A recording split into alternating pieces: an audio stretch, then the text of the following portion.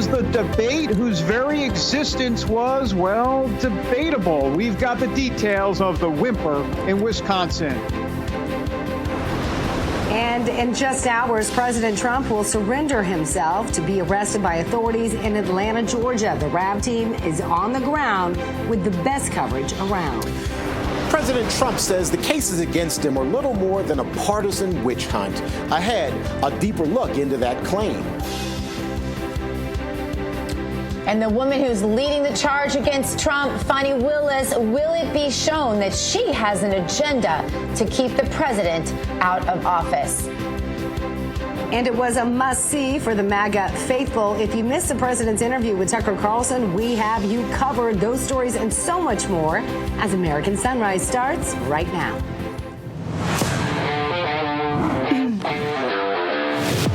We've got your back as you start your day.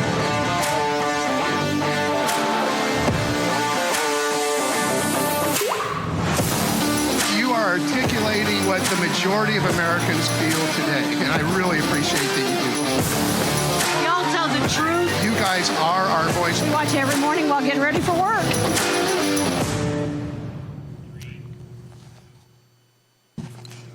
Good morning, everybody. I'm Dr. Gina. Good to be with you. Yes, and good morning, everyone. I'm Miranda Khan. We're coming to you live from West Palm Beach. Dragging a little bit today because we were staying up late. So you didn't have to. That's exactly what we're doing. So we've got you covered. If you missed the debate, you missed the Tucker Carlson interview, don't worry about it. We're going to show you the highlights. And the lowlights. Yeah, pretty much. But for right now, we want to welcome in our good friend David Brody in D.C. How's it going, David? I know we're all kind of dragging a little bit, but we'll get there. Yeah, we'll get there eventually. Nothing like a 5-hour energy drink or maybe 2 or 3 to get you going in the morning. I like how you both ladies talk in tandem like there. Hello, it's like together. You're talking. You know, I need my alter ego to talk with me as well. All right, who knows what I'm going to say this morning? There's no one in my life I spend more time with. That's true. That's true. Like now we're to the point where we can just look at each other and we can the same thing. Yeah. Read each other's minds. That's right. Well, Trump is going to be the center of attention, obviously, today. And let's be honest, Clearly. He was the center of attention last night as well, even though he wasn't on the debate stage. All the boos against Chris Christie and Mike Pence and all the others, that was Trump. Trump was there for sure. And, oh, by the way, 80 million views on Twitter/X of that Tucker Carlson interview with Tucker Carlson. So we've got a lot to get to. So let's go ahead and get to Terrance Bates, the man, I believe. Let's call you Big Sexy right off the top, Terrance Bates, with the headlines in Denver. Good to see you, sir. David Brody, good morning. Good morning, Miranda and Gina. And, of course, a special good morning to those of you watching us from home. President Trump is expected in a Fulton County, Georgia courthouse by this evening to turn himself in for booking and for processing related to the 41-count indictment being brought by District Attorney Fani Willis. Mr. Trump is accused of racketeering and conspiracy for his alleged efforts to overturn the 2020 election results. The former president will reportedly be mugshotted and fingerprinted during today's arrest. The Fulton County Sheriff's Office says that there will be a, quote, hard lockdown of the area around the jail when Mr. Trump arrives. On Wednesday, former New York mayor and Trump co-defendant Rudy Giuliani underwent a similar process and was released on $150,000 bond. Former Trump campaign lawyer Sidney Powell was also mugshotted and fingerprinted, one of 3 people mugshotted and fingerprinted on Wednesday. Much of the talk about President Trump's impending arrest today is being overshadowed by his interview with Tucker Carlson Wednesday night. The one-on-one offered a direct programming and content counterpoint to the Fox News first Republican primary presidential debate. During the sit-down, which has already racked up more than 145 million views, the president doubled down on the indictments against him being election interference by Democrats and by the Biden administration. They have to cheat because their policies are so bad that if they didn't cheat, they couldn't get elected. Who wants open borders? Who wants high taxes? Who wants high interest rates? Who wants to not be able to use a gas stove? Meantime, GOP presidential candidate Vivek Ramaswamy says that President Trump was the best president of the 21st century. That remark alone endeared him with the GOP base as he was at the center of many of the more memorable moments during Wednesday night's first Republican presidential primary debate. In the meantime, critics are calling out Fox News, saying that the questions of the candidates, quote, sucked. Jack Posobiec, for instance, points out there were no questions about election integrity or ballot operations. Trump supporter Bruce Lavelle, as well as who was on the show last week, and Donald Trump Jr. were reportedly both banned from Fox News' spin room during Wednesday night's debate. Those are just some of the headlines that we're working today. We, of course, will have more headlines coming your way momentarily. But now let's get back to Gina, Miranda, and Dave. And guys, a lot of talk today, of course, is going to be about Donald Trump and him turning himself in. Yes, it's going to be a lot of it, and we're going to get to that as well. But before we get into the rest of the show, I'd like to take a moment just to check today's Bible verse from Jesus, calling it Psalm 139, verses 1 through 4. And it goes like this: O Lord, you have searched me and known me. You know my sitting down and my rising up. You understand my thought afar off. You comprehend my path and my lying down, and are acquainted with all my ways. For there is not a word on my tongue, but behold, O Lord, you know it altogether.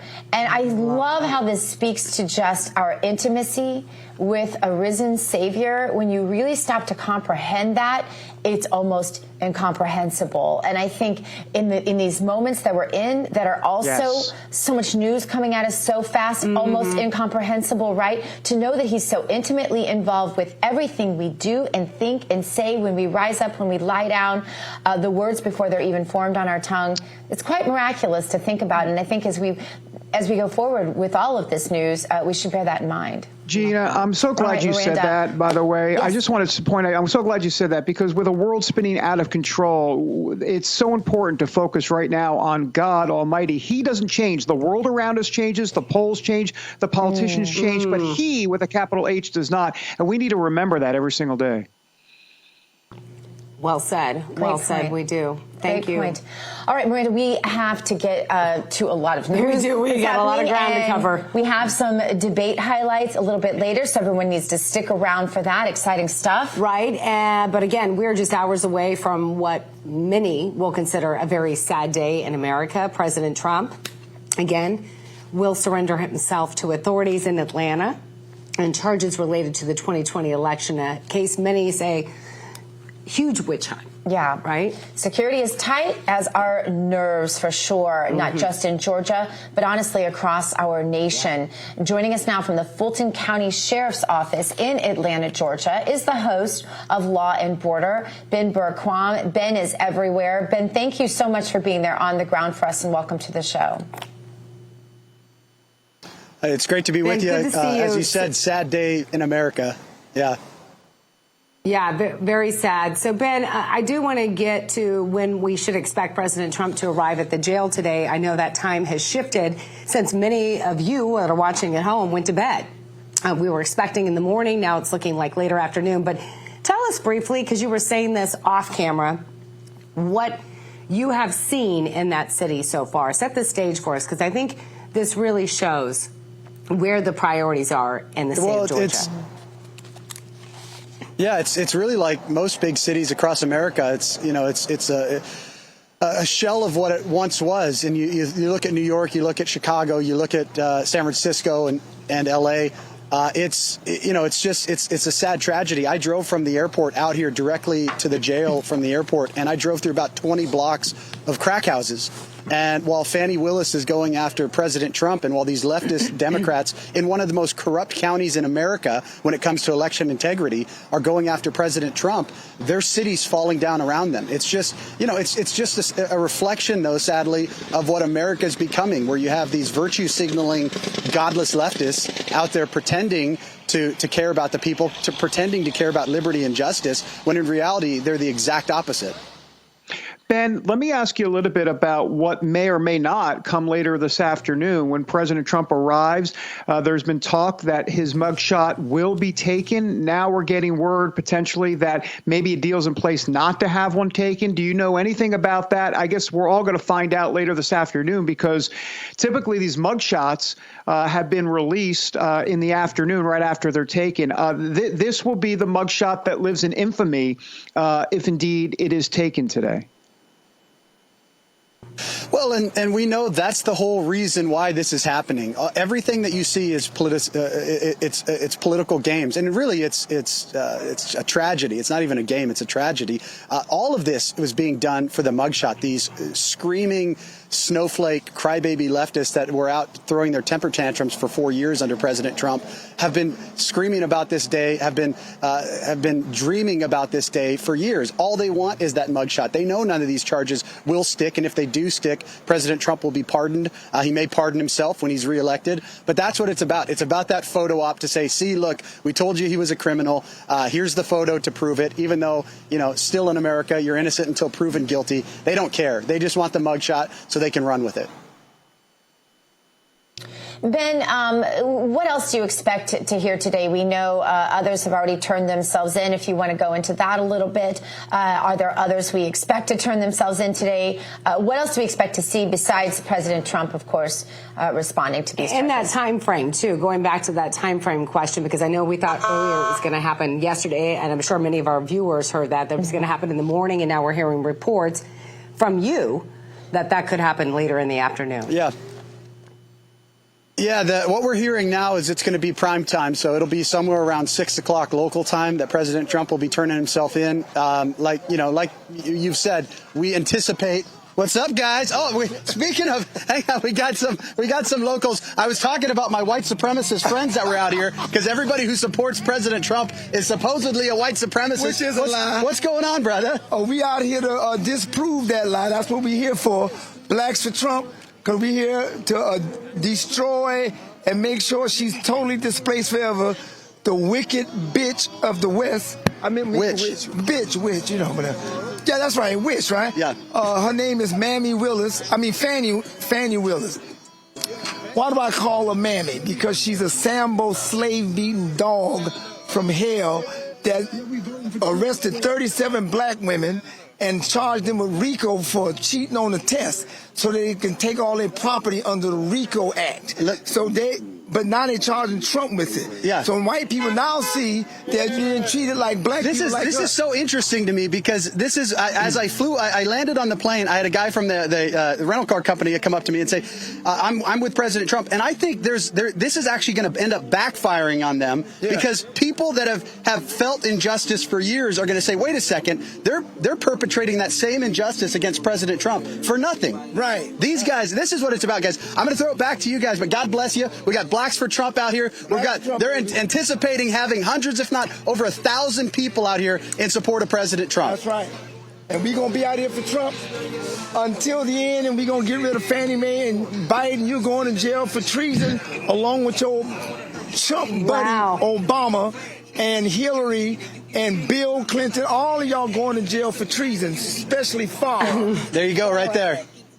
God bless you. Yeah, couldn't say it any better. We're going to continue to check in with Ben and hear from the people on the ground there. Best live team coverage, period, right here at RAB. Don't go anywhere.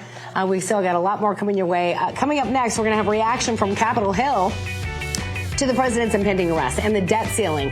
We're all about to get hit again. Congressman Mark Alford will be here next.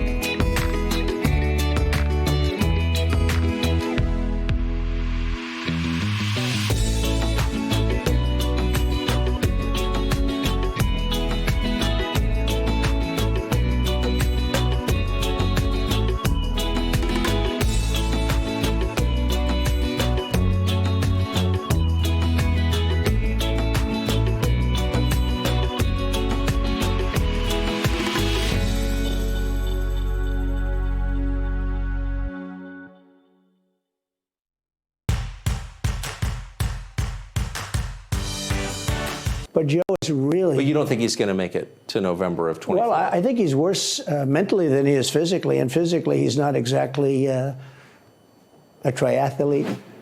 So, and then you see him on the beach where he can't lift a chair. You know, he can't lift the chair. He can't walk to the chair. And I don't know what they're doing with the beach. You know, this beach is seeming to play a big role, but they love pictures of him on the beach. I think he looks terrible on the beach. Back to Biden, I'm interested. So you think he's failing? He obviously is failing. I think it's clear to everybody. But that would make Kamala Harris the candidate? Well, not really. I mean, I guess they'd have maybe a free-for-all. A lot of people say she has to remain. She has some bad moments. Her moments are almost as bad as his. I think his are worse, actually. Yeah. She speaks in rhyme. You know, it's weird. It's weird. But she has bad moments. And in rhyme? What do you... Well, the way she talks, the bus will go here, and then the bus will go there, because that's what buses do. And it's weird. The whole thing is weird. I think they probably have some kind of a primary, and other people will get involved. Newsom, right? I mean, could be. I mean, you know, I always got along well with him, believe it or not. But could be him, could be somebody else. Oh, my goodness. That was a riot. We're over here laughing. So in case you missed it, those were some of the highlights during the Tucker Carlson-Trump interview that took place last night about the same time as the debate. But it was only an hour, and it was on Twitter. Twitter did not break, or X, whatever you want to call it now. But record number of clicks on that interview ever. I was more compelled. I was trying to multitask, you know, so I'm watching the debate on one screen, and then I'm watching, you know, what Trump is saying with Tucker Carlson on the other side. I want to bring back David Brody joining us again from D.C. So, David, the only thing I would criticize, there were two things, though, and I thought Trump was on fire last night, but I'm just curious to get your reaction to that. I thought it was odd that they only did the interview for an hour instead of doing it for 2 hours. I thought that was a missed opportunity, that they should have done it for 2 hours, since that was the length of the debate. The other thing that kind of struck me, and I just want to get your take on it, it seemed a little too relaxed and too conversational based on, I mean, here's a president that's getting ready to turn himself in to authorities and possibly have a mugshot the very next day. And I just noticed that Tucker was, you know, just a little, it seemed a little too giggly, but I did love it. I'm just curious what you think. Well, a couple of things. Number one, this idea that, you know, it's not going to be a 2-hour interview. I mean, and no one really sits for a 2-hour interview. So I think it kind of made sense that it was about 45 minutes to an hour. And then, you know, as for Donald Trump doing his thing, I mean, this is what he does. I thought it was great. I thought he just the rhyming of him singing the Kamala Harris rhyming stuff was that was so great. The bus goes here. The bus goes there. And I have to say, I loved how relaxed he was, especially considering what he does have today. Exactly. And I think that is quintessential Trump. Again, he eats his enemies for breakfast. All right, let's bring in Caroline Levitt. You've got an interview, here. David. Go for it. Yeah, let's bring in Caroline Levitt, spokeswoman for MAGA Inc. Caroline, good to see you. I'm curious about what you thought of the debate. Some of the Vivek Ramaswamy and Mike Pence stuff was interesting. I want to get into that. But first, obviously, Donald Trump, 164 million views right now. I got to keep refreshing my phone. Unbelievable response to that interview. Yeah, it absolutely was. Look, last night, Donald Trump was the winner of the night. He wasn't on that debate stage because it was full of second-tier candidates that are competing for a position in his second term. He had a robust policy discussion, a relaxed discussion, an entertaining discussion with one of America's most favorite journalists, which is Tucker Carlson. And as you just mentioned, the ratings and the views just continue to skyrocket. So there were millions, 100 million and more Americans that tune into that policy discussion last night. And as for the debate, you had, like I said, second-tier candidates bickering back and forth about policy positions and proposals that one man who's the runaway frontrunner has already done, and that's Donald Trump. They talked about energy. They talked about China. They talked about, the economy. Donald Trump reignited our domestic energy once before. We were a net exporter of energy. Donald Trump was tough on China, implemented historic tariffs, which Joe Biden hasn't even rescinded. And he had the best economy in the history of this world. So He was the clear winner of the debate last night. And our message this morning is, look, we need to unify around Donald Trump, because every dollar that is wasted on this show of second-tier candidates bickering back and forth at each other is a dollar that's being diverted away from the real fight, which we will see again today, which is Joe Biden using the corrupt Department of Justice against Donald Trump and the millions of Americans who support him. Yeah. We need to take our efforts, our resources, our time to that fight. You know, I thought that actually you're making so many great different points here. I mean, so many points. First of all, Trump was there at the debate last night. He was in the crowd every time there were boos to Christie, to Pence, to all these candidates. That was the Trump factor, if you will. Also, real quick on Vivek Ramaswamy, I got to tell you, I thought I actually had a very good debate. But here's the thing. He said Donald Trump is the best president of the 21st century. Of course, people would like to add a couple more centuries in there. But let's just take the 21st century for a second. Well, if he's the best president of the 21st century, why the heck are you running against him? Yeah, I mean, hey, that's a good point. It certainly is. I thought Vivek was a strong candidate last night. I thought he definitely owned the debate stage, making Ron DeSantis look like a mere footnote. But again, all of these candidates on the stage, you could add up all their polling numbers, and they still wouldn't beat it. They still wouldn't beat President Trump. Caroline Levitt, great to have you on this morning on American Sunrise. Thanks so much. Back in a moment. Keep it here.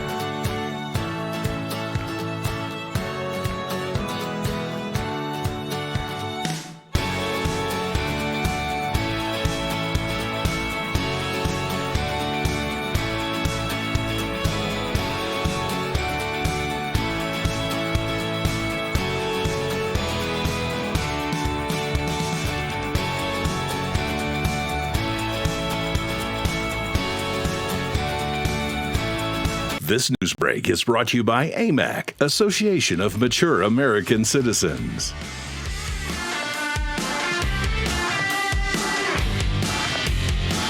Back here on American Sunrise, Kansas City, Missouri. Boy, that is the heartland.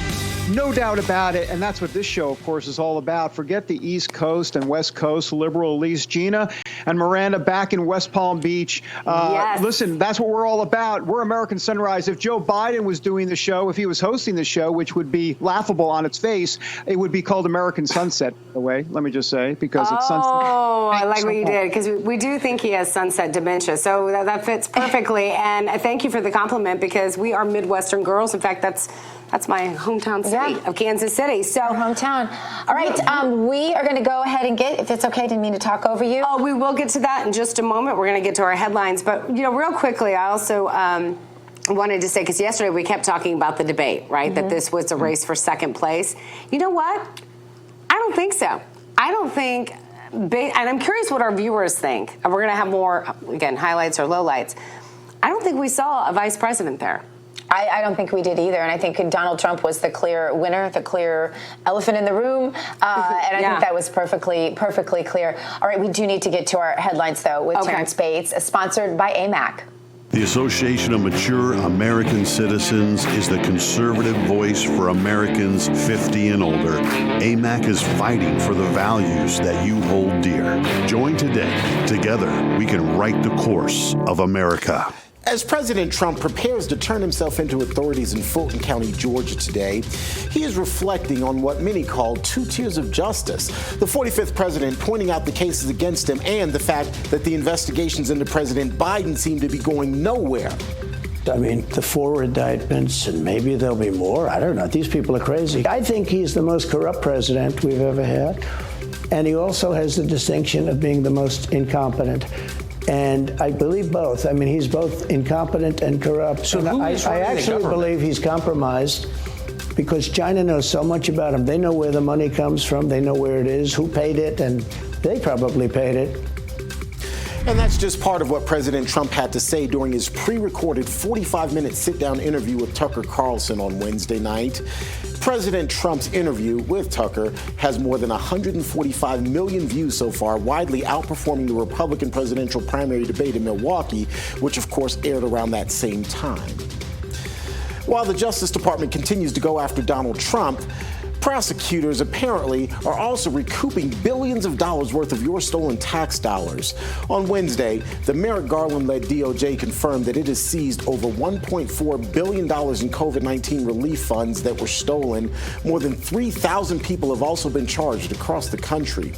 One of the latest busts netted more than $830 million in alleged COVID-19 fraud involving more than 300 people. Federal investigators say more than $200 billion was potentially stolen from government COVID relief programs. And in other headlines, still no confirmation this morning that the head of the Russian mercenary Wagner Group, Yevgeny Prigozhin, is in fact dead. He was listed on the passenger manifest for a flight that crashed in Russia on Wednesday. You're looking at video that was posted online claiming to show that fiery crash. Words like assassination are being thrown around by his followers this morning after Prigozhin led a pseudo-mutiny and began to march on Moscow back in June before ultimately pulling back and then hiding out in Belarus. It appeared that all had been forgiven, but now questions are being raised about a potential link to the plane crash and Vladimir Putin. In all, 10 people are believed to have been in that plane, including Prigozhin's second-in-command. So far, the Kremlin isn't commenting. That's a quick check of your headlines brought to you by AMAC. Now, let's get it back over to David. Terrance, I appreciate it. Debate time now. Let's have some analysis of the debate. We'll get to that in a moment. I wanted to show you Donald Trump, not on stage, but definitely talked about by many of the candidates last night. Have a look. If former President Trump is convicted in a court of law, would you still support him as your party's choice? Please raise your hand if you would.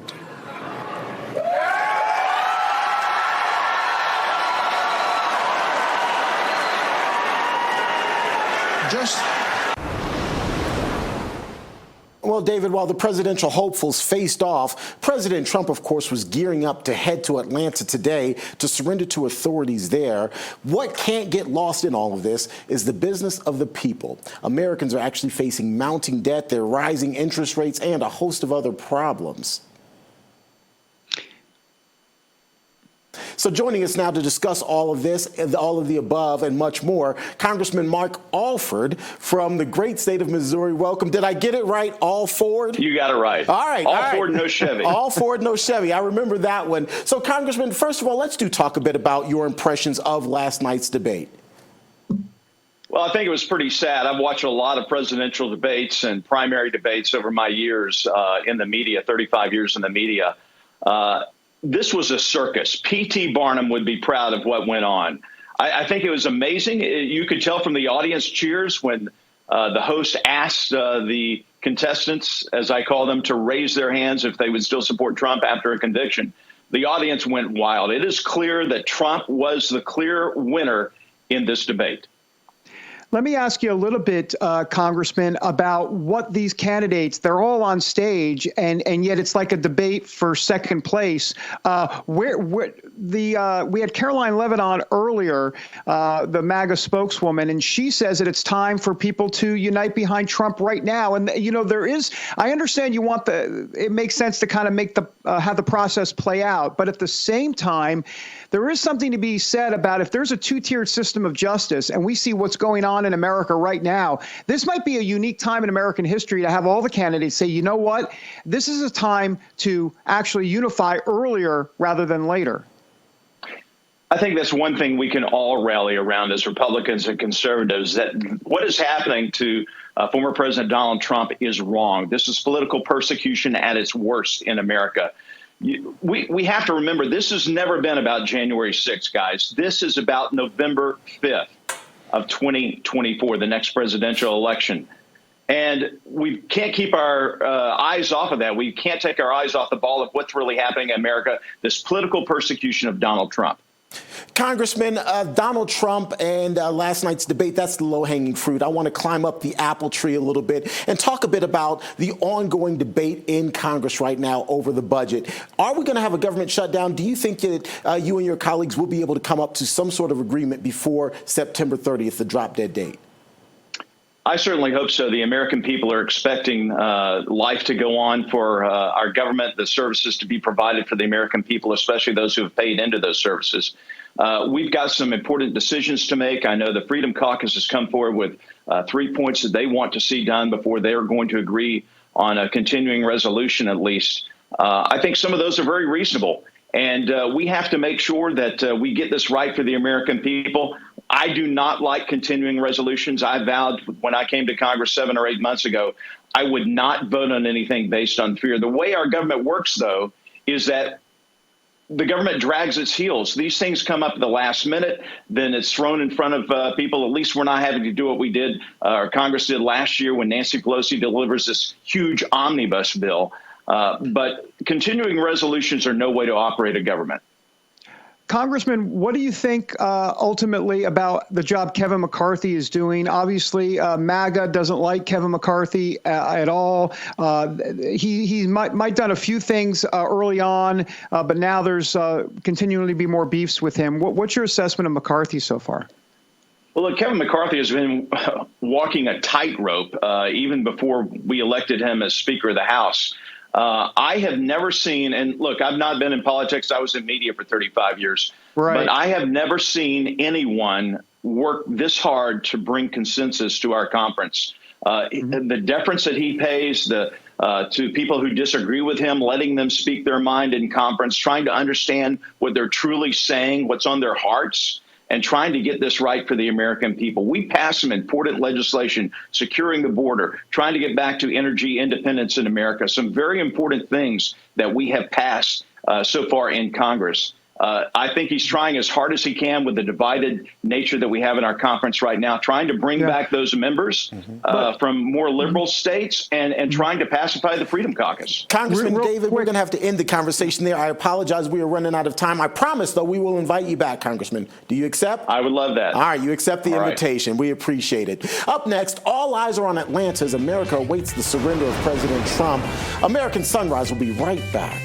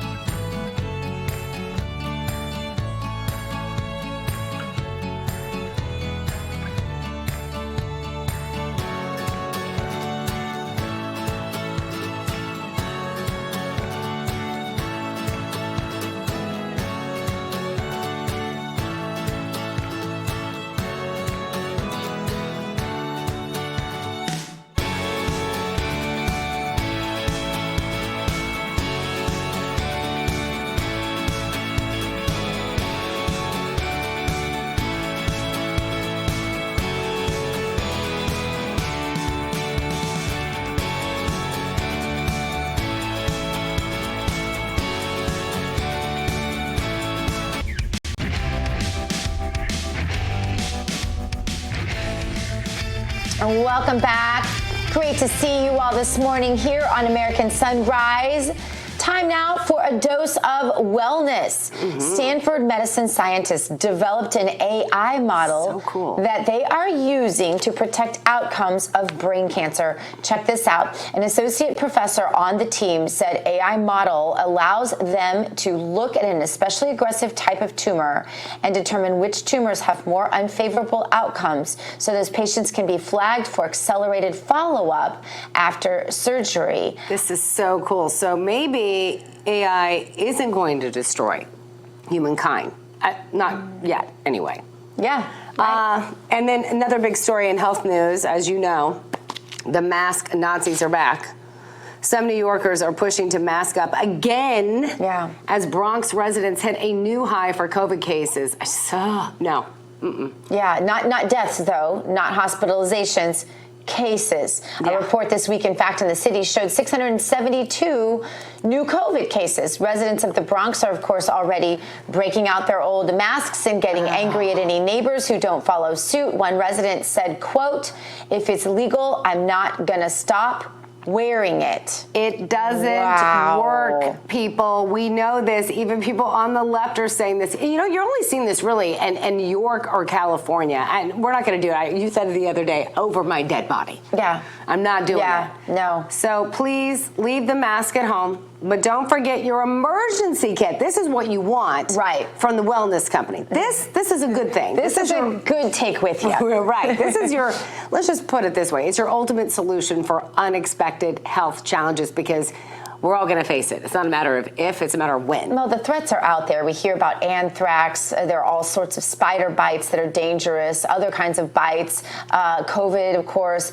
plague, pinworms, pneumonia, skin infections, tetanus, tick exposure, viral infections. It covers all that, which is kind of amazing to me. And this little kit. Yeah. And ivermectin is in this kit. Remember, they were trying to keep that from you so you get the COVID vaccine. Well, the ivermectin and the Z-Pack were both very hard to get, not to mention hydroxychloroquine, which I'm not sure is in there, because I think that's kind of been trumped, actually, no pun intended, by ivermectin, which I think has the same efficacy. But you don't ever know. You just don't know what life is going to throw at you. Another pandemic or just unforeseen medical emergencies. This emergency kit, again, 8 life-saving medications, as you mentioned, the Z-Pack, we mentioned ivermectin. And guess what? There's a guidebook, so you don't have to be like, medical professional to figure this stuff out. They make it real easy for you. Yeah, because I mean, here's the thing: if something happens like the fires, God forbid, that happened in Hawaii, could happen someplace else than the island of Maui. And you've fires, got this kit, floods, whatever. Right, exactly. Tornadoes, which I've been a part of, and you can't get to medical services, but you have your kit to depend on with a guidebook that tells you exactly what to do, because your internet might be down too. Yeah, that's a good point. That's a good point. So. Here's what you do. You go to TWC. You're going to use the internet right now, though, to get your kit. Right now, you have the internet. Go to twc.health/RAV and secure your emergency kit with an exclusive offer just for our viewers. TWC Health/RAV. Get your 10% off. All right, all eyes on America, in America rather, are fixed on the Fulton County Sheriff's Office, where President Trump is expected to turn himself in later this morning. We're hearing this evening now. Right, that's true. This morning, we just talked to Ben earlier, and again, we're going to what am I trying to say? We're going to touch back with him, and he's going to talk about it. But he was saying maybe this evening, so just keep it right here in RAV. Joining us now, sleep-deprived anchoring. Sleep-deprived. So much fun. All right, joining us now with insight about whether we can expect a fair trial and justice for President Trump, former Georgia State Representative Vernon Jones. Vernon, good to have you. Good to be here. Thank you so much. I'm in Milwaukee. It was a great debate last night, by the way. Yeah, let's touch on that real quick, because I know Gina was itching to say something real quick, though, and then we can go to what's happening in Fulton County. Oh, I'm itching to say a million things about that debate last night. But what was your biggest takeaway, Vernon? I mean, here's what I said earlier. I didn't think I saw second place there. I really didn't. I think the jury's still out for that. I don't know. What was your biggest takeaway? My biggest takeaway is we need to see them come back and debate again, because you're right. There was no big, no one really just kind of just swept the floor, and there was no second place either. So, yeah, I think people want to hear from them again. It was a good opportunity to get a first time to see them all debate together. So, it was worth it. Yeah. Yeah, again, we were trying to multitask, watch it all, but I'm glad that you're there. But obviously the big story today, Trump going to be turning himself in. We're hearing, we have been on the ground in your state of Georgia, talking to people there. They're expecting thousands, and we've already talked to some of them that are there in support of President Trump. What do you anticipate to happen throughout the day?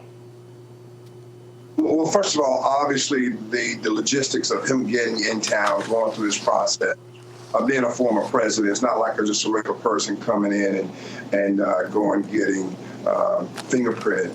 It's unfortunate that this president has to go through that, because there are many of them, and it's for political purposes, who are in these positions who are using this just to get a mugshot, if you will. And it wasn't necessary. You know, his bond, it could have been a signature bond. There's no flight risk. He shouldn't have been any money involved. It just humiliate this president.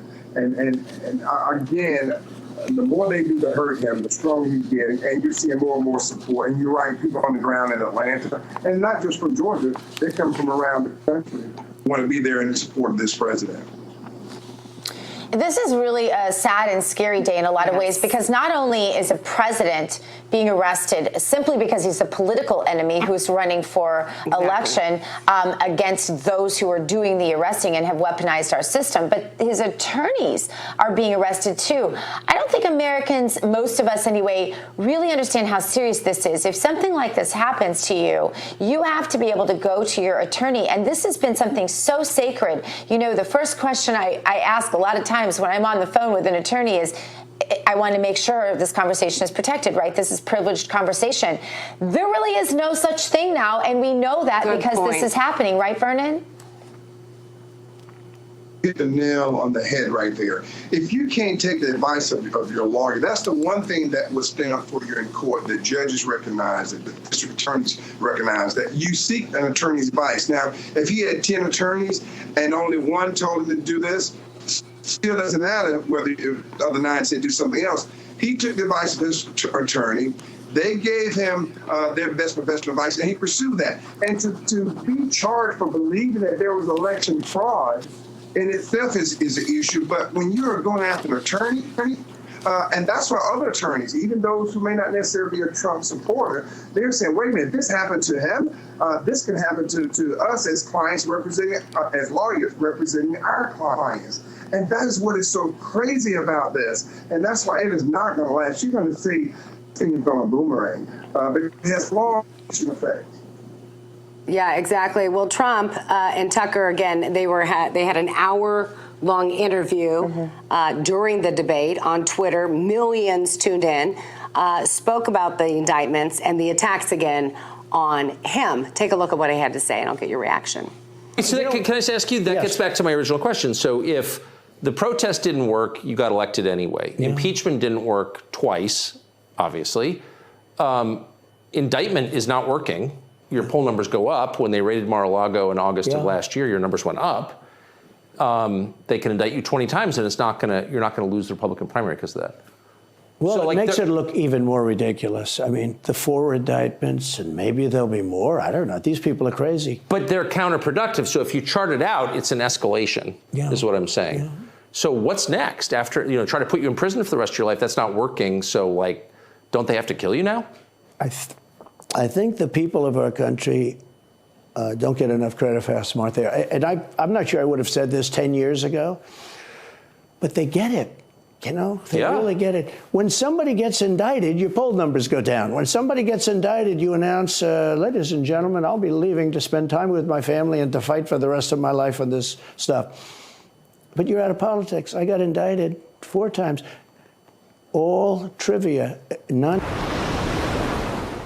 And going back to your point, Vernon, I mean, people get it because they see Trump they see themselves in Trump. Yeah. That he represents a movement. It's more than just about him. It's about everyone that supports him, and that's the point. And that's why it's a game changer, because he's right. Things should be going the opposite direction, but that is not what is happening right now. What do you anticipate to happen in your reaction? Yes, he's right about that. But here's something too. You keep hearing this from the district prosecutors. Well, this day in court, when he pursued his election concerns, but you can not only pursue it legally, you could pursue it politically. He is being charged for pursuing what he believed politically. You can exhaust any option you have as you pursue what you believe to be the case. And again, the American people are seeing this. They're not stupid. Wait a minute. So you're indicting him because he called and said, look, I don't feel things went right. Something's wrong here. I want to pursue. Yeah. Yeah, exactly. Yeah, we're having a little audio trouble with you, Vernon. I'm not sure. But we want to have you back soon, and we'll correct that audio for the next time. And thank you so much for being with us. Prayers to all of you today, as I know you're trying to be there in every way you can for President Trump there in Georgia. Does Elon Musk have a problem with Ron DeSantis? Well, he may. We're going to have a story next you're going to want to see. And I'll drink to that, but I won't be holding a Bud Light. Another beer brand just knocked off Bud Light as the biggest beer of the year for the first time in 22 years. We'll tell you next.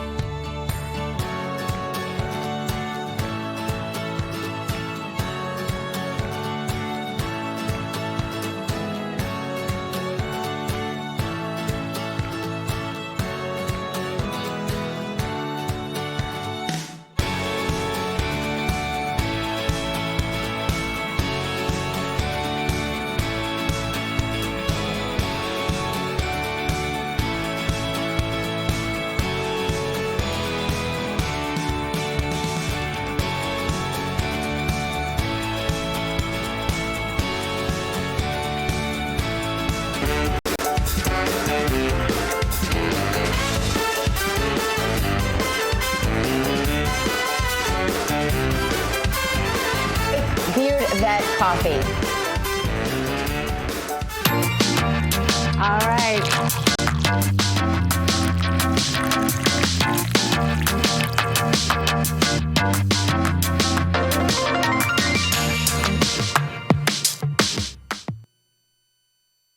And I think today, all of us, myself included, could really use more Beard Vet coffee. Great coffee is going to help us pull through the day, because I know we're going off fumes. So go to beardvet.com, though. For you can use this special promo code RAV, and guess what? You get to save 10%. Terrance Bates joining us once again from the Centennial State of Colorado. Oh, look at him. We need to get him. Someone, get him some Beard Vet. It was a late night. Sorry. Yes, I'm here. Good morning. It was was a late night. Late night, early morning, kind of the same thing in these terms, the right? days are just running together. It's just one long day. It's not a week. It's one day. Absolutely. And even being 2 hours behind you guys, the morning still comes very early. I'm typically here about 3:30.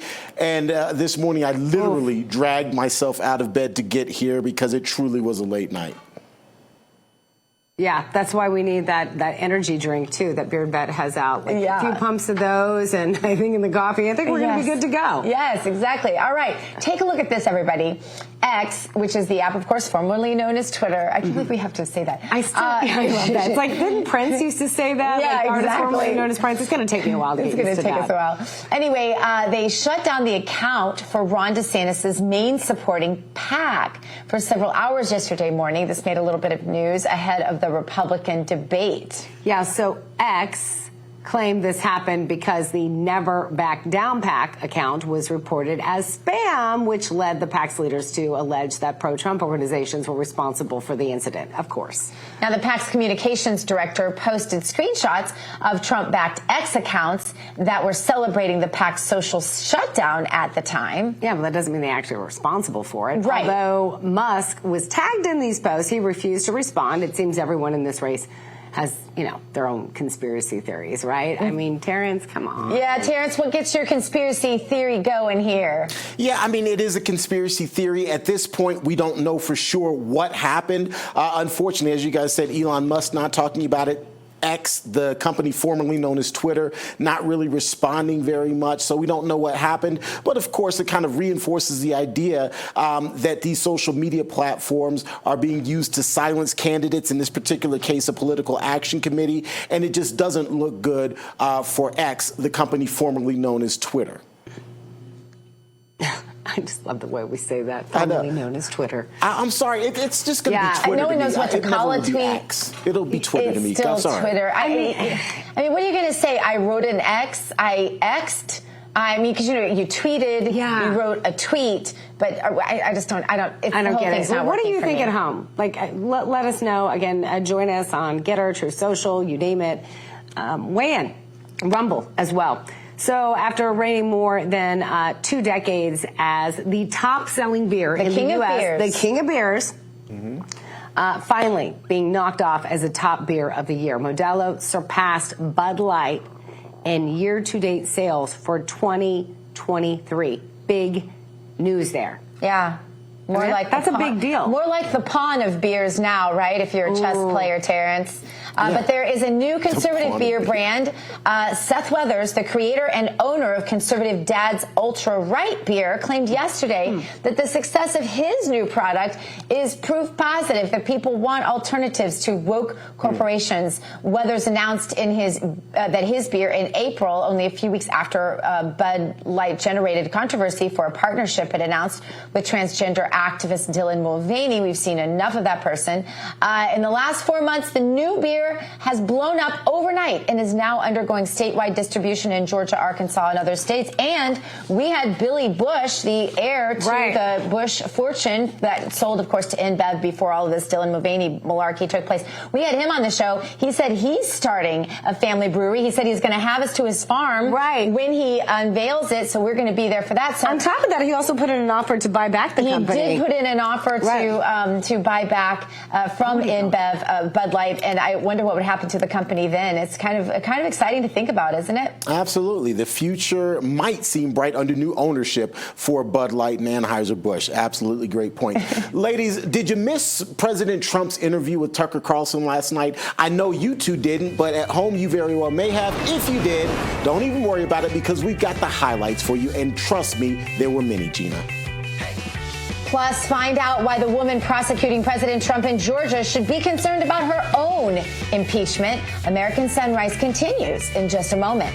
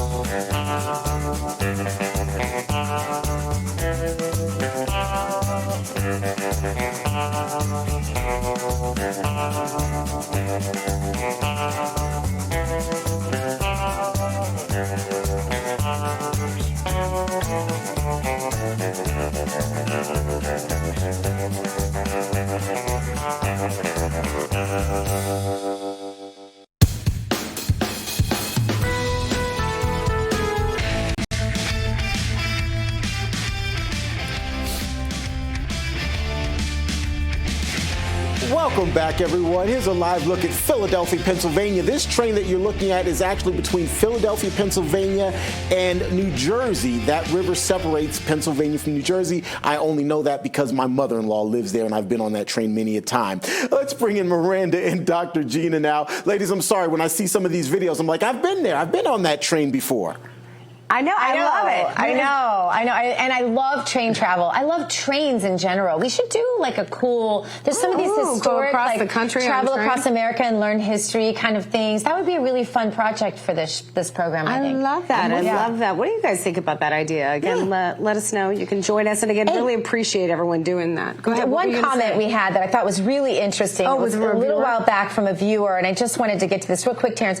Be Free commented, and I had not thought of this, they didn't even debate election integrity last night.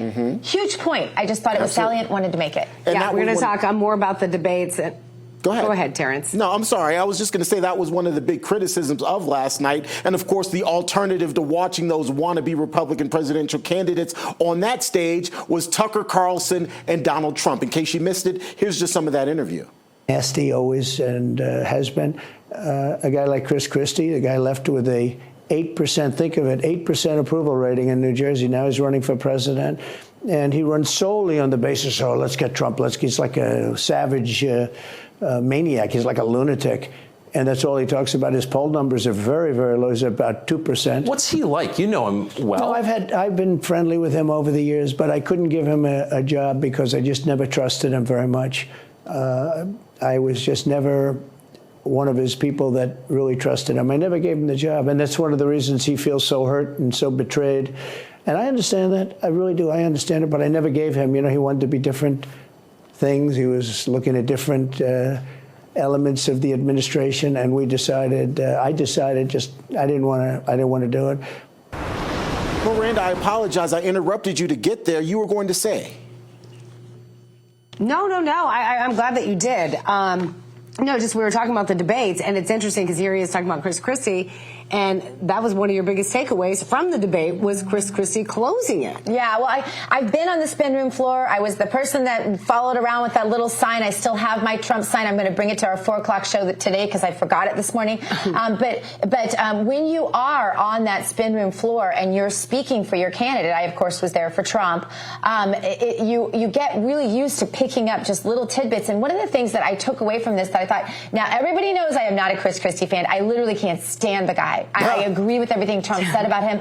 But just from a debate perspective, he absolutely had the most poignant close. He said, I'm the only person who's run against and defeated a Democrat incumbent. And there is an art to that. And he explained that art rather at length. And it was actually just a really great definition, a great place to end and to kind of put everything into perspective for his campaign. I thought that was, of course, a rehearsed moment. You're open and you're closed. Anybody who's ever participated in a debate tournament in high school knows your open and your close are rehearsed. But that was a really solid debate point, and he closed with it. I thought it was strong for Chris Christie. Nothing else he did was anyway ahead in the second hour of American Sunrise. We're headed down to Georgia as we await the arrival and arrest of President Trump. We have some debate highlights. We're going to talk about them. You stick around. We'll be right back.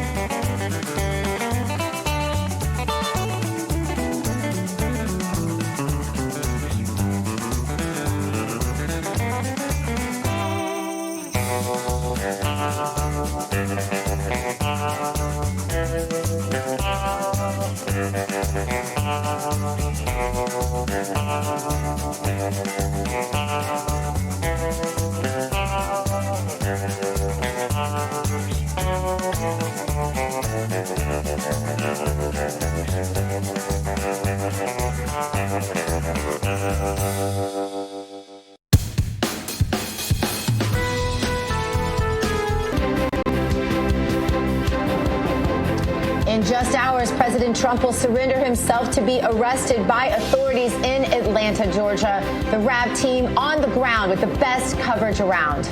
And the success of Wednesday's GOP presidential primary debate is debatable this morning. On the other hand, President Trump's Tucker Carlson interview is clearly ratings gold. Those stories coming up. And the woman who's leading the charge against Trump, Fani Willis, will it be shown that she has an agenda to keep the president out of office? We'll also talk more about that here on American Sunrise, which starts right now.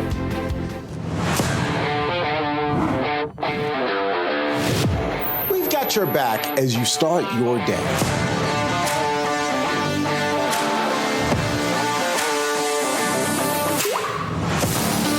Articulating what the majority of Americans feel today, and I really appreciate that you do. Y'all tell the truth. You guys are our voice. We watch every morning while getting ready for work.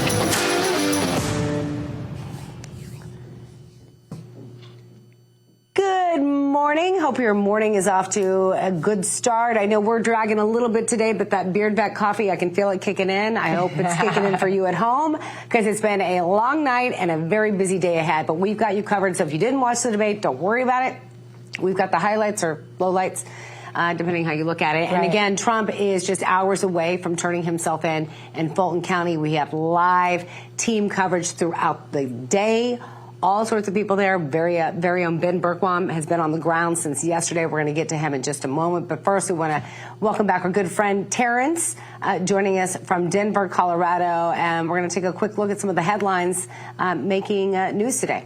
Yeah, a lot making news, but of course, topping those headlines, President Trump. He's expected in Fulton County, Georgia, by this evening to turn himself in for booking and for processing related to the 41-count indictment that's being brought by District Attorney Fani Willis. Mr. Trump is accused of racketeering and conspiracy for his alleged efforts to overturn the 2020 election results. The former president will reportedly be mugshotted and fingerprinted during today's arrest. The Fulton County Sheriff's Office also saying there will be a, quote, hard lockdown of the area around the jail when Mr. Trump arrives. In the meantime, Wednesday, former New York mayor and Trump co-defendant Rudy Giuliani turned himself into authorities there in Georgia. He's out of jail this morning on a $150,000 bond. We're destroying rights, sacred rights. They're destroying my right to counsel, my right to be a lawyer. They're destroying his right to counsel. It's not accidental that they've indicted all his lawyers. Never heard of that before in America. Bond is set for more than half of the 18 people indicted alongside President Trump. The Fulton County Sheriff's Office has also released several mugshots of people indicted, including former Trump campaign attorney Sidney Powell. Her bond is set at $100,000, along with Mr. Giuliani. All right, let's bring in our Ben Bergquam. He is live in Atlanta right now, preparing for President Trump to arrive there. He is on the ground, and it looks like he has an interview with him. Ben, who is that with you? I think I know that face.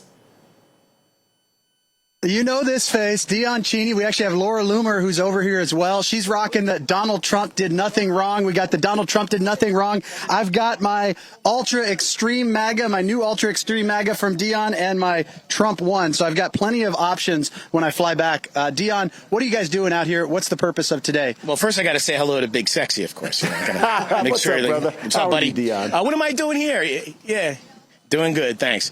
Yeah, we're here. We're here for the 7th insurrection against Donald Trump. So here to witness it live, and I'm surprised that half the planet's not here to witness this. This is the greatest moment in American history, and we're here, front row. And Laura, if I can get you in over here as well. Laura Loomer, all right, so you organized this. President Trump retruthed it. What are you hoping to see today? Do you think this is going to backfire on the Democrats? Well, it's not just backfiring on the Democrats, but it's backfiring on the uniparty. Because let's get one thing clear. After watching last night's debate, we see that it's not just Democrats who are against Donald Trump, but we have uniparty actors, rhinos in the Republican Party that are working against President Trump and trying to illegally interfere in our election, just like they did with the Democrats in 2020 when they stole the election. By trying to keep his name off the ballot. Just like Dion said, people need to come here. We're witnessing history today. This is an assault on free speech. This is an assault on free and fair elections. And a president who gave up a life of luxury, he gave up his life as a billionaire to fight for our country, to take a stand, to expose the fake news. And so many people, their eyes are now open to topics like fake news media, the uniparty, government corruption, election fraud. And according to polling that's out by CNN, left-wing media, this isn't a conservative poll, over 70% of Americans in this country believe that there's some form of election fraud that took place in 2020. And ironically, they didn't even talk about it in the so-called debate last night. And that's what this is about today. You have to understand that for years, for decades in this country, election fraud and voter fraud isn't a new topic. You have people like Al Gore who accused the election of being stolen in 2000. You have Stacey Abrams who even accused the governor of Georgia, where we are today, Brian Kemp, of stealing the election. We had Bernie Sanders in 2016 who had the nomination stolen from him by the DNC and Hillary Clinton. Election fraud and voter fraud is something that takes place on all sides of the political spectrum. And it's not just Trump supporters who believe elections are stolen. And President Trump was brave enough to take a stand to fight for election integrity. And you see that now on the state and federal level, they're trying to criminalize people speaking out about free and fair elections. Dion, last thing. If they do the mugshot today, you think that's going to be a big thing for President Trump? I'm going to be an overnight multi-millionaire when I put it on my shirts, my watches, hats, gloves, windshield, everything. We're going to start the marketing campaign. Starts exactly 2 minutes after the mugshot's taken. Dion and I had a call last week. He called me at like 10 o'clock at night. He goes, so what do you think about this mugshot? I'm like, I think that you need to find a manufacturer ASAP to get it on shirts so that we can raise, tons of money for President Trump and his campaign, because, it's just going to backfire. It's going to be the most viewed image ever. It's going to surpass the Mona Lisa as the most popular image in the world. And President Trump will raise millions of dollars for his campaign off of that mugshot. So go ahead, do it. Wow. And by the way, on that, I just checked, and the last I saw, the Tucker Carlson interview was over 175 million views, guys. That's what we're talking about. That's why they're going after President Trump. And we went a little bit long here. Anything else from you guys? Yeah. This is what it's about, though. This is just the beginning. We're anticipating hundreds more showing up. Ben, so I do want to kind of step back a little bit, please, and give us some perspective. So it looks like you're kind of on a road. It looks like there's kind of one way in, one way out, or maybe just a lane going in each way. Put into perspective kind of the security that's in place and how far you are from the jail where President Trump will ultimately be showing up today to be fingerprinted. Well, the way this was really set up as a bottleneck. I have no doubt that Fannie set it up this way. They're probably going to try to shut it down. You've already had sheriffs coming down. You can see this narrow lane, Rice Road right here. This is one of the entrances in, one of the two entrances in to the jail. If we turn the camera, I don't know how bad lighting is, but we can actually see the jail behind that chain link fence over there. This is as close as we can get to the jail. The other side, where the pool cameras are, is on the other side of the jail on another street. But this is as close as we can get. But this is also where the action is, because this is where we'll have hundreds, if not thousands, of Trump supporters out here. But we're already seeing this. The sheriffs are having a hard time even keeping people. They're trying to keep everybody on this side of the street where the media is, but there's no clearance. There's nowhere to walk. So it's going to be an absolute logistical nightmare, especially as we get closer to President Trump showing up. We're anticipating around 7 o'clock tonight. So it's going to be crazy. And Ben, to your point, you talk about the logistical challenges. Obviously, there are a number of Trump supporters there, but I would imagine if counter-protesters show up, especially kind of in that small stretch of road and grass, this could turn out to be something that gets a little heated, I would think. Yeah, well, and again, look, this is the MO of the Democrats. They set up January 6th so that we wouldn't have the investigation into the election fraud. You know, one of the things we're not even talking about is now President Trump is potentially going to get discovery that he's never been able to get before, whether it's the sham indictment in D.C. or the sham indictment here. Now we're going to be able to see that. But there's no doubt in my mind Democrats are going to send agitators down here. There's one guy already here in a jail suit. He was the one who was arrested in Miami. I'm sure he'll be down here. I anticipate more showing up, maybe BLM and Antifa coming down here. But you already see the vast majority of people that are here are in support of President Trump. There's also another side as well. This is just one angle. There's an entire other media tent with about 200 more media stations up the road. And so, like you said, it's a bottleneck situation. But you're just seeing one street view. There's so many more people on the other side of the street, about a quarter mile up the road. As Danny Hamilton comes in with the Trump bus, it looks like, so we got a Trump 2024 bus coming in as we speak. Hey, just one last thing, Ben, before I let you go. If you'll please ask some of those demonstrators who showed up today, if in fact this case... Hang on a second. Hang on a second. I don't know if you can hear that horn. Okay, go ahead. Say it again. All right. So say it again. If you'll just ask Dion and anyone else there, if in fact this Trump case does make it to court, do they plan to come back and be part of the court proceedings, or at least be there in support of President Trump outside the courthouse? Oh, I can answer that for you, but I'll let them answer it. Are you guys, if this goes to court, are you guys going to be back out here in support of President Trump? Absolutely. It'll be like a Woodstock for however long it takes. We're going everywhere, right? I organized a rally in Miami as well. We're going to go everywhere. And, Dion is notorious for organizing the most high-energy Trump rallies, those boat parades in Jupiter, Florida. We're going to be everywhere to get everybody pumped up to support President Trump, and we're going to put him back in the White House for that third term, right? Because we already know his second term was stolen, so he's going to win for a third time, and we're going to be out here to make sure that the media understands there's more of us than them, and we are with President Donald Trump. Not Smug Judas, a.k.a. Pence, huh? No, and not to sanctimonious either. All right, love it, Ben. It's nonstop. If anything, this is just more free airtime for President Trump. There you go. Ben Berkman reporting for us on the ground there in Atlanta, Georgia, outside the jail where President Trump will be turning himself in here in a matter of hours. In the meantime, 4 senior IRS and FBI officials come clean with some damning details about the Hunter Biden case. We've got the details on that story. Plus, why would the DEA hire agents that failed their own drug tests? We're headed to D.C. to drain the swamp as American Sunrise continues.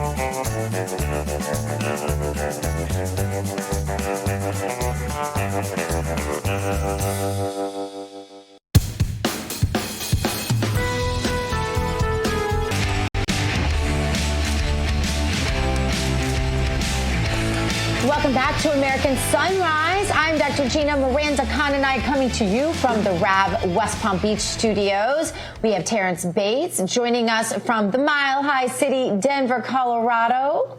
Yeah. Hold on tight, Terrance, because now you know what time it is. You ready? It's time to drain the swamp. I was holding on. Of course. Of course, it's sponsored by Sea of Mud Apparel Company. Love them.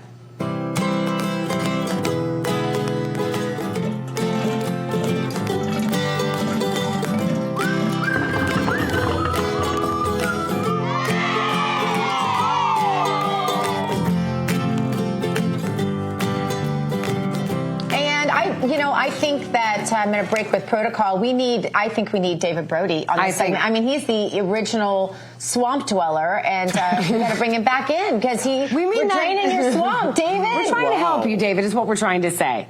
Well, we're going to drain the swamp. I've got a plunger in D.C., so feel free. I'm here. Okay, of course, this is sponsored by our good friends, again, Sea of Mud Apparel Company. They're so much more than just T-shirts. Take a look at your screen. Check it out. SeaofMud.com. Use promo code RAV1776 for 15% off. They're rural American. They're patriotic. It's American made. And they have a lot more than shirts. Miranda and I were looking at the site. We love it so much. They have knives and swimwear and drinkware and jewelry. Really, any gifts you have upcoming, you could just think about SeaofMud.com, and you can get a discount and get your gift for your next birthday. Hey, look at that. Isn't that? I love that swimsuit right there. Super cute. Okay, so we're just writing our list. Nice. Never mind us. If you guys need our list, let us know. Exactly. SeaofMud.com. All right, here is our Drain the Swamp story. On Monday, House Republicans subpoenaed 4 IRS and FBI officials involved in the Hunter Biden tax probe. Yeah, these agents reportedly heard David Weiss say last October that he wouldn't be given special counsel authority and that he was blocked from charging Hunter outside of Delaware. And that's a very different story from what we were originally told. We were led, in fact, to believe that David Weiss had the ultimate authority to do anything he wanted with the Hunter Biden investigation. So, David, more comes out every week. It's just like drip, drip, drip, drip. Yeah. Yeah, and that's what I guess we're draining the swamp, drip, drip, drip, and this is exactly what we're doing here. It's interesting because what also is drip, drip, dripping is the amount of whistleblowers coming forward from the FBI and the IRS, and the fact that House Republicans are exposing or having all of these folks come forward. Let's be honest, those folks that are coming forward would not be coming forward if House Republicans, weren't going after them, trying to get them to, see, who's out there. They're putting the all call out to all whistleblowers out there. But also beyond that, the whistleblowers would be concerned about coming forward under a Democrat-run House for sure. They would be a whole different ballgame. So, it kind of gets back to the point that elections do have consequences, because this whole Hunter Biden situation and Joe Biden, the impeachment inquiry, which we'll see if that ever happens. But the point is, at least it's being pursued by House Republicans. If it was Democrats, we wouldn't see any of this. And that's really a shame, the fact that none of this would even come to light if Democrats were in charge. Well, and the fact that none of this is coming to light on corporate media today. Corporate media today, all covering Trump, all talking about Trump. Just kudos, honestly, to our production team with David Brown at the helm, who made sure that we're talking about this today, because this is much more relevant news, frankly, than Donald Trump turning himself in. Right. And I think really the bigger story here is not necessarily talking about it, but kind of the perspective and the context of the story. And I think that's what a lot of mainstream media are missing. They're not really adding proper or real context. It's all very biased. And that's a shame. It is a shame, but that's why you have this channel. That's why we exist, That's Rav, right. because of our viewers. You are looking for an alternative. We wouldn't be here if it weren't for you. We don't call you listless vessels either. Or deplorable. That too. I feel a little listless this morning, by the way. I feel a little listless this morning. But what about the case against the radical leftist DA who is going after Donald Trump in Georgia? One Georgia lawmaker wants Fani Willis impeached. Find out why. We'll be back in a moment.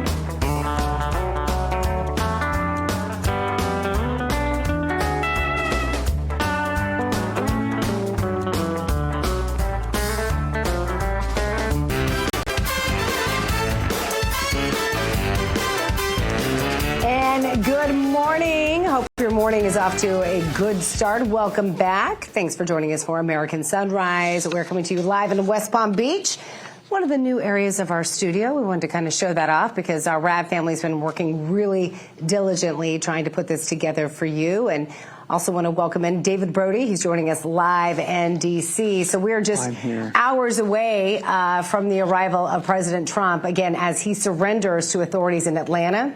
If you were sleeping when all this happened or just joining us now, we thought this was going to happen around 11:30 this morning, but we have been on the ground as well as our entire team, and now we're hearing that could happen closer to 7 o'clock.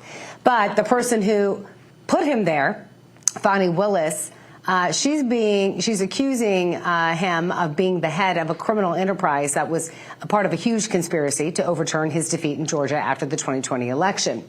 That's right. And so joining us now is Colton Moore, who we had on the show yesterday. But the response, Colton, my goodness, you broke the internet, or you broke the American Sunrise internet. And I appreciate you being back here because folks love what you had to say. And more importantly, it's important what you have to say. So I'm curious if you have any updates, where we're at that in this process, how long this process will take. And of course, maybe I don't want to bury the lead. Give us your impression of what's going to happen here in the Fulton County Jail today with Donald Trump. I tell you what, I've been watching your show this morning, and I couldn't be more excited about the people who have shown up to the Fulton County Jail today in support of President Donald Trump. I mean, I've been asking for 5 days for folks to call their senators, call their representatives, and demand that we have a special session immediately. First and foremost, to defund. She shouldn't be receiving any more Georgia tax dollars for her actions in taking political prisoners. And then to investigate, we've got to investigate why did those indictments roll out before the grand jury even finished. And when the corruption is found, we've got to impeach her. You know, the responses, though, from some of these legislators, these weak Republicans. I mean, I got a letter right here sent out yesterday by the Speaker of the House and the Majority Leader over in the House of Representatives that said, representatives, don't let your people be misled. We are afraid we don't have the votes. Are you kidding me? This is what I'm dealing with here in the Georgia legislature. Folks, you got to keep calling, if you live in Georgia, your state representatives and your state senators. Yeah. Well, and you said it the other day, going to David's point, we were looking at the chat on social media, and people were very responsive to some of the comments, saying, "Hey, call the state senators right now, call the representatives." I mean, Colton, you're the only one that's really taking action there. The governor has not done anything there. There's no intention that he will. Some people are still speculating that he may try to make a run for president. But why is there so much inaction when it comes to the Republican Party on all of it? Well, first, let me just say the governor, in my opinion, is a disgrace to the entire situation, right? It took 19 days to count the votes. These individuals were simply using their First Amendment right to say, hey, we don't think there's election integrity here. And now they're being taken political prisoner for it. You know, this is just like Nazi Germany, right? First, they come after your enemies and you don't say anything. And I think Brian Kemp kind of looks at Donald Trump maybe as an enemy, right? But then they come after your friends and you're too scared to say anything. And that's where our legislators are right now. But eventually they come after you and there's no one left to speak for you. We have one fellow senator who's been indicted. There's another who's on the co-conspirator list who might be indicted. And these senators and these representatives are too afraid we don't have the votes. Colton, help me through the numbers on this and the process. My understanding is that the Georgia situation is similar to what impeachment would look like at the national level regarding the House having to convict and then there'd be a trial in the Senate. Is that the way it would work? And also, what are the numbers here? I mean, how hard is this going to be? And my understanding is that Brian Kemp does not need to call a special session here. Actually, Brian Kemp could call the special session. He could do it right now if he wanted to. He doesn't have to, right? He doesn't have to. And then the only other option is for legislators to call it themselves. And what I think a lot of Republicans forget about is a person named Representative Misha Maynard, who is a Democrat who about 2 weeks ago in the Georgia General Assembly, who became a Republican and has had not very nice things to say about Fani Willis. Right? How many more of those Democrats exist? How many more of those Democrats recognize that this woman is failing her constituents, that crime is going up, that no one's prosecuting anyone, when the ACLU is reporting that half of the inmates at her jail have yet to be charged with a crime? You know, when we defund Fani Willis and the Fulton County citizens have to start funding this, they're going to say, I would rather you go after the murderer who robbed my neighbor than take on political prisoners. Let me quickly just get to the numbers on this. I just want Miranda, I'm sorry if I could just follow up. I just want to understand. So if the legislature needs to call a special session, how would that work? What do they need? What's the benchmark they need to call it? Who does that? How does it work? So we need 3/5 of the votes in the Senate and in the House. So right now we have 33 Republicans over in the Senate. There's 56 senators. If you do the math, that's 33.5 senators. So that means we need 33. We need all the GOP to stand together and one Democrat. And we've even had Democrats who have come out and spoken in favor of our Lieutenant Governor, Burt Jones, who is also going to be indicted on this as well. Over in the House, we need 7 because we just had one Democrat come over and become a Republican. So I would assume she would sign it, considering her harsh words towards Fani Willis. But you know what? I think when just a few of these representatives take a stand, the governor is going to realize there is mutiny, and he'll take action himself. Colton Moore, great to have you on the show. Got to run. Thanks so very, very much. Appreciate it. We are on to Terrance Bates. Headlines in Denver, sponsored by AMAC. The Association of Mature American Citizens is the conservative voice for Americans 50 and older. AMAC is fighting for the values that you hold dear. Join today. Together, we can write the course of America. The opening bell has rung. The markets are now open on Wall Street. It looks like the down just a hair this morning. The S&P 500 and the NASDAQ both in the green right now. Hopefully that will stay just as it is. In the meantime, there's been a whole lot of talk about the BRICS summit in South Africa this week and efforts to replace the U.S. dollar as the world's dominant currency. Well, right now, Brazil, Russia, India, China, and South Africa are at the center of that effort, but it turns out the United Arab Emirates, Iran, Saudi Arabia, Egypt, Argentina, and Ethiopia are set to join the so-called BRICS bloc of nations. As it stands today, BRICS represents about 40% of the world's population and a quarter of the world's GDP. Economists say the new members will add to BRICS' influence as Saudi Arabia, the UAE, and Iran are 3 of the world's biggest oil producers. Plus, the group's growth represents an even larger challenge to the U.S. dollar as the global standard for currency. Tragedy, of course, can happen at any moment, and that's why it's smart to invest in emergency food now. As they say, it's better to have it and not need it than to need it and not have it. My Patriot Supply is the nation's leader in high-quality emergency food. Head to preparewithrav.com and you'll save $200 on your 3-month emergency food kit from My Patriot Supply. Enjoy a wide variety of delicious meals that have over 2,000 calories in them. Stock up before panic sets in and grocery store shelves are bare. Free shipping is automatic and your order ships fast. So go to preparewithrav.com. That's preparewithrav.com to place your order. All right, that's a quick check of your economic headlines. Now, let's get back to Gina, Miranda, and David. All right, so we're not going to get back to them right now, but we've got much more ahead here on American Sunrise. A lot of big stories to talk about. Of course, some GOP primary debate highlights that you won't want to miss. All of that and more coming up.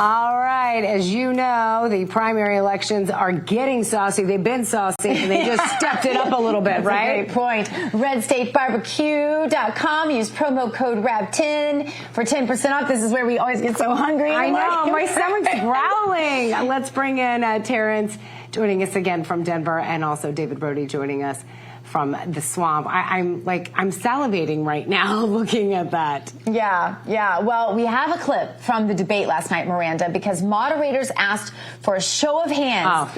Is climate change caused by humans? Watch this. Do you believe in human behavior is causing climate change? Raise your hand if you do. Look, we're not school children. Let's have the debate. No, I didn't raise a hand. Let us be honest as Republicans. I'm the only person on the stage who isn't bought and paid for, so I can say this. The climate change agenda is a hoax. Whoa. Ooh, that was a firecracker moment. Gina was probably like jumping up and down for that. She's like, yes, he's reading my articles. I've been writing about this forever. But David, DeSantis didn't answer first, finally did answer. This was really sort of one of those points that was galvanizing in the evening, don't you think? Yeah, I thought, and actually, Vivek had a great answer. And actually, DeSantis, the one thing I did like what DeSantis did is that when the Fox News host tried to get everybody to raise their hand, DeSantis was like, look, I'm not having any of this. Let's have the debate. Even though, whatever. The point is that I like the fact that he put the Fox News hosts in their place. Because, Fox News hosts, first of all, they bring up climate change. It's like the second topic in the debate. Really? What are you, MSNBC? Now you're bringing it up as the second topic. And then they're trying to get everybody to say, to be like the boogeyman. Oh, you don't believe humans are responsible? Ooh, you're a bad person. It's like, and DeSantis was like, I'm not going to play your game. And I actually kind of like that personally. But anyhow, those are some of my thoughts on it. I will say this. I thought, if I could quickly say on Vivek, because I haven't really said anything about Vivek Ramaswamy, I thought he actually had an excellent debate. He went too aggressive on the other candidates because honestly, he doesn't need to do that. I mean, no reason to tick off 8 other people on the stage. I mean, he was hyper aggressive, but you have to be aggressive if they're going to attack you. I'm talking about he was overtly aggressive and a bit snarky to the other folks. And, that's just not politically smart. But beyond all of that, I actually thought he was the best on stage last night for sure. He reminded me of like a valedictorian from high school who decided he's going to go take over a CEO of some big company and just doesn't quite know what he's doing yet. A little big for his britches, in my personal opinion. Well, that's actually what Pence said, and I know you're not a fan of Pence. No. Yeah, I agree with you on that. He came across as snarky and a little bit like, thumb, nose in the air, for sure. But condescending. Part of debate, Go ahead. Gina, you kind of mentioned this a little bit early. Anyone that's taken a debate class or has done debate even in high school, that posture, the way that you appear, the way that you come across is huge in terms of getting your point across, is huge in commanding the stage and making sure that people get your point. And so I would argue that Vivek had great posture and that he had good poise and that has really done him well. I think a lot of people are saying that he really performed well, and of all of the candidates, he's the one that stood out, is what a lot of people are saying this morning. Mm-hmm. Clearly. I think time will tell us, but I'm just going to say from a psychological body language analysis perspective, there's an inconsistency. I talked about this early on with DeSantis when everyone loved him. There's an inconsistency between Vivek's, what he says and the way he acts and his eye contact and his smile. Some of that is very off, and I think as we continue to watch, we're going to see that maybe there's just a little more going on there than we originally thought. Interesting. So you're saying what he's saying is body language don't match each other. Yeah, well, I do the same thing, but I'd love to know, again, for our viewers, join in on the conversation. What was your reaction? But another big moment, speaking of which, was when Ron DeSantis was asked if Pence did the right thing on January 6th. This was a pivotal moment. Take a look. Do you believe that Mike Pence did the right thing on January 6th? So here's what we need to do. We need to end the weaponization of these federal agents. Right, but I will do that. That's not the question. I know, but here's the thing. This election is not about January 6th of 2021. It's about January 20th of 2025, when the next president is going to take office. I know what. Smart answer. So, David, DeSantis didn't really answer there, but he finally had an answer, kind of. Well, Yeah, he went on to say, that's fine. Mike did his thing, and I support it. And so he basically said that Pence did the right thing. He didn't say the words right thing. He done. Right. See, DeSantis is trying to be too clever, too cute by half. Yeah. Here. He didn't say Pence did the right thing. He wouldn't use the words right thing, but he did say that Pence did his thing that day, and I support, what he did. That's fine. He can do that. Which he's trying to have it both ways, and that's just not going to work. I mean, you're not going to endear yourself to MAGA with that answer. So if you thought he was trying to be, he's been doing that the whole time. Yeah, he's been doing that the whole time. Going to the point that Gina brought up, you don't know, like he's saying one thing but then doing another, and so no one really knows who Ron DeSantis really is. Yeah, and I don't even know if he does anymore. No, I don't think so. It comes across as very disingenuous. David, I was just going to say that ship has sailed. I don't think Ron DeSantis is endeared himself to MAGA. That ship has sailed. We're past that. What we just heard, and you guys probably heard me saying good answer, it was a very diplomatic answer. That probably should have been better. Saying that, look, I'm focused on January 20th of 2025, not January 6th. That was a very diplomatic answer. It was a political answer. Yeah, hey, folks, I want to bring in Donna Fiducia. It was a political answer, and it was old school debate. It was in the day that answer was straight out of the Bush era, right? Yeah. That answer, we are so done with you reframing a debate question like he did in that particular, and shame on some of those others for not standing up for the truth, not standing up for the American people who were gypped out of a presidency that day. Shame on every single one of them, from Nikki Haley to Ron DeSantis, of course, to Pence and all the rest of them. Shame on them. The American people deserve to be stood up for last night, especially as we embark on this historic day. Yeah, okay. Gina, I think you need to stand up during that answer. Like, just shout it from the rooftops, Gina Loudon. There you go. Well, please don't stand up. We don't want you to spill anything. My gosh, I don't know what's on that coffee table. I would. But anyhow. She would. She definitely would spill it. All right, you know who spills a lot of common sense? I don't know. That was the weakest transition in the history of transitions. Donna Fiducia, who is down there in Georgia. The devil went down to Georgia, but not Donna. Donna's down in Georgia. Look, Donna, the host, of course, of Cowboy Logic here on Real America's Voice, this Trump ridiculous shenanigan escapade, if you will, is going down today. I want to get your reaction to it, and I wonder if there's going to be a mugshot. And if that mugshot, Gina's going to buy the T-shirt, right, Gina? You're going to buy the T-shirt, aren't you? I mean, there are going to be a lot of people that buy that T-shirt. You betcha. Yeah. Well, you betcha. last week I said Trump is one indictment away from winning. And after the debate, I can say that I think he's even closer. You've got over 170 million people watching him as opposed to the Fox News channel. I would say that's over half the country and probably the majority of people who vote because they want to see what's going on. The mugshot thing is I think would be a huge boon for Trump. I hate to say it, but there are a number of people who feel that, oh, my God, if he gets indicted, this is going to be a horrible thing. But I think, thank God, so many people are waking up that perhaps this might show the huge double standard as far as our legal system is. I mean, the guy can't even get an attorney to represent him. The Bar Association is going after attorneys to represent anybody on it that's MAGA. And everybody on that stage yesterday at Fox News, and Don and I made ourselves watch it after the Trump Tucker interview, does not represent MAGA.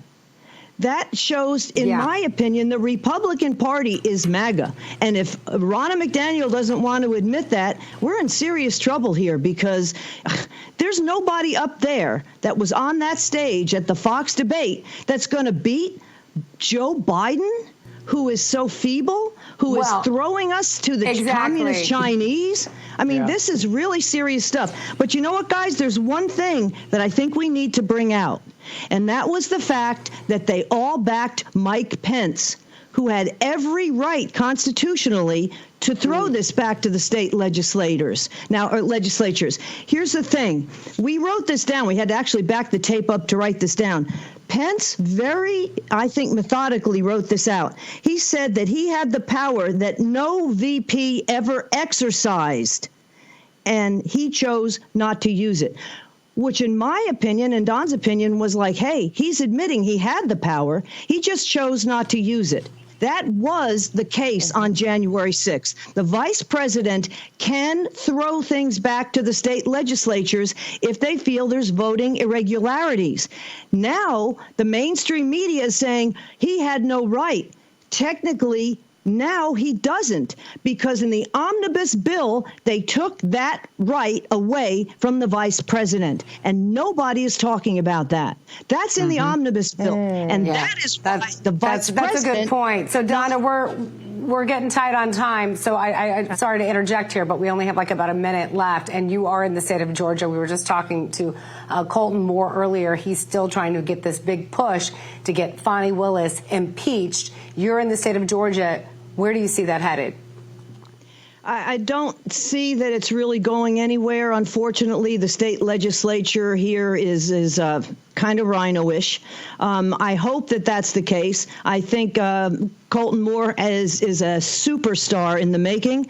I'm going to back him. I want to adopt him, quite honestly, but that's another story. And Same. That, you know, hopefully something will come of this. I know the same thing with True the Vote has a lot of information. They was on with Bannon yesterday about how they can prove this if it can just get to court, which unfortunately they're fighting every step of the way. Yeah. Well, Donna, you will be back with us tomorrow. We will see you then. We are so glad you joined us today. Thanks for being here. Keep up the great work. Yeah, and again, just want to remind our viewers, if you're just waking up, thank you, Donna, that we have live team coverage all day long. We've got boots on the ground in Atlanta. We will await, again, Trump's appearance at the Fulton County Jail. Again, that's expected to happen around 7 o'clock Eastern time, but anything could change. But don't worry, we've got you covered. So stay right here all day long, right here on RAV. All right, coming up, Alec Baldwin loses his bid to stop a civil suit against him after he shot and killed his cinematographer. Find out why as American Sunrise continues.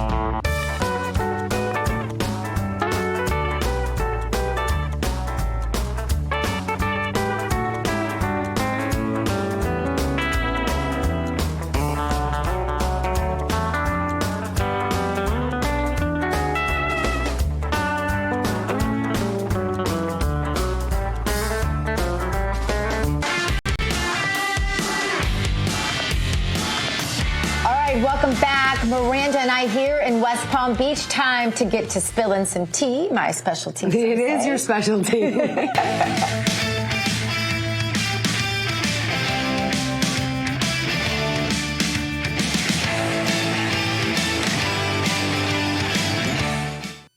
But at least if you're going to do it, you're doing it with the right tea. Of course, this is sponsored by Artillery Tea Company.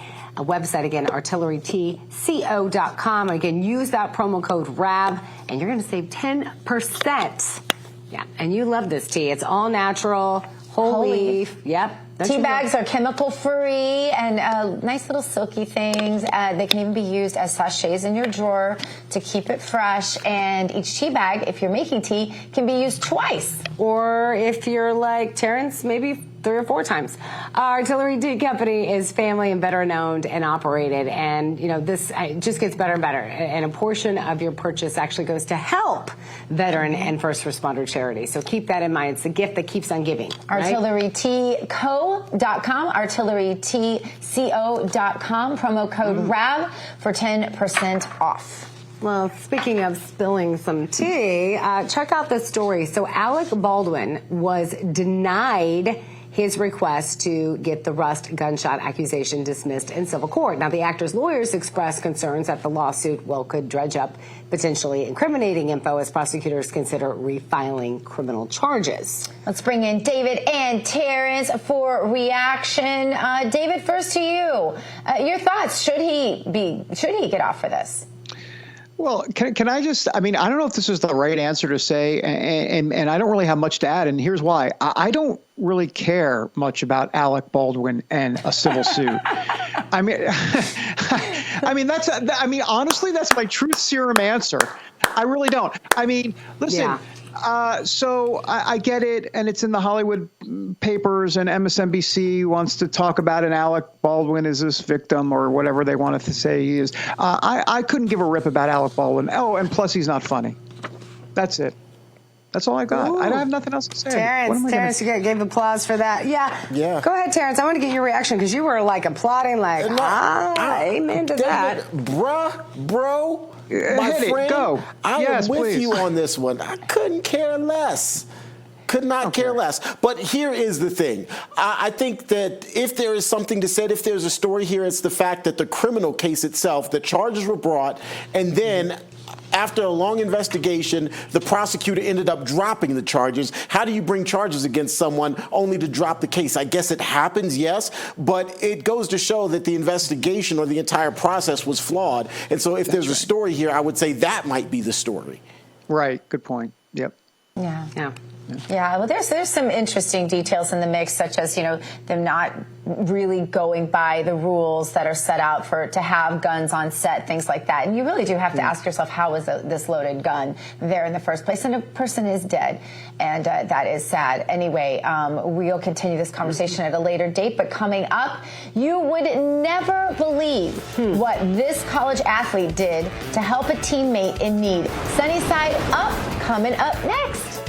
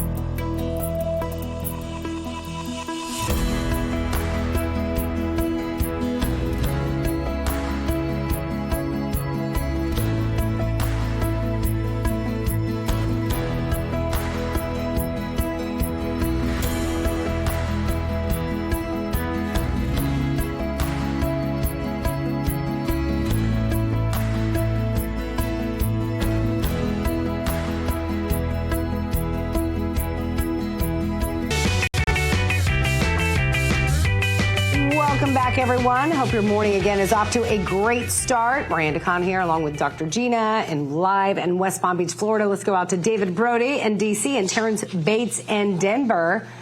Good to see you. All right, guys, it's time for some Sunny Side Up.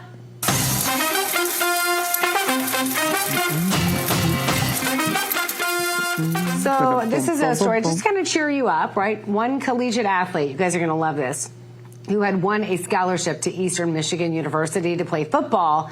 He actually gave it all away to his teammate who was struggling to pay tuition bills. So he walked into the coach's office and asked if there's any way he could transfer his scholarship to, keep his friend on the team, something he had never heard or seen before from any student. So just want to set that up for you. Take a look. Until Brian Dooley comes into my office and he said, "Coach, that guy has earned it. And I've talked this over with my family and the whole bit. And if there's a way to make this happen, I am willing to give up my scholarship and to give it to Zach Hunt." I've never heard, I've never seen anything like that ever before.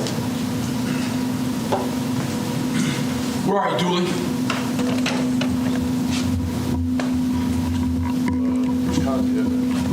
Hey.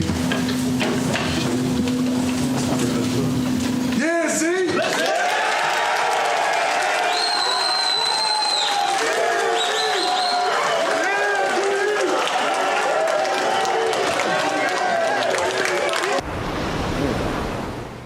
Love that. I mean, that's kind of plays into what's going on today with Trump expected to turn himself in. He's willing to give up his freedom to protect yours. Oh, what a great analysis. I'm not crying, you're crying.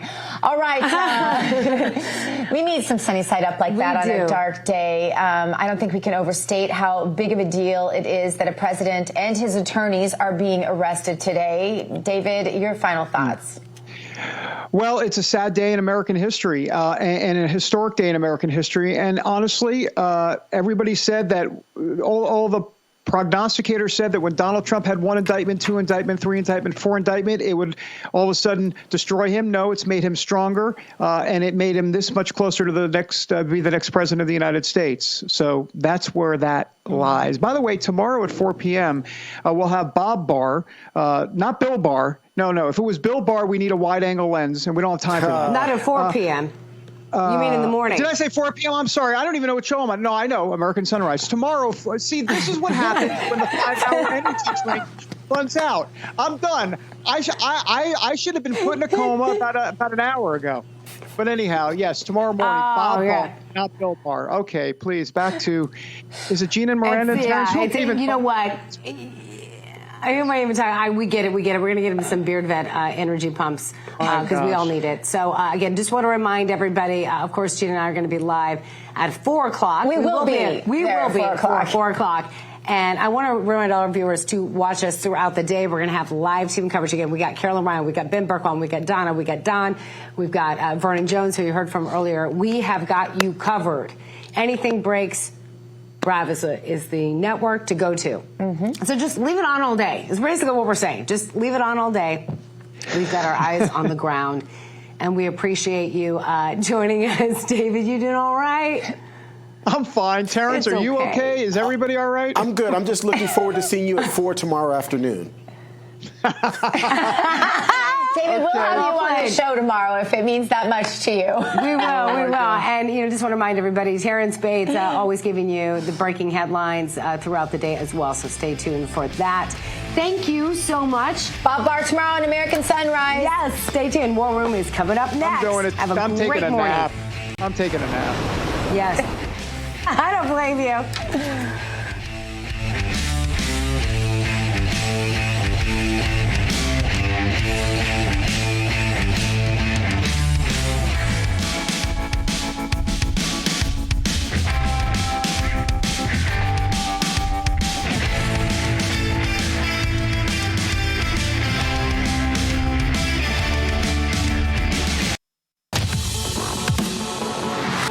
This This is the primal scream of a dying regime.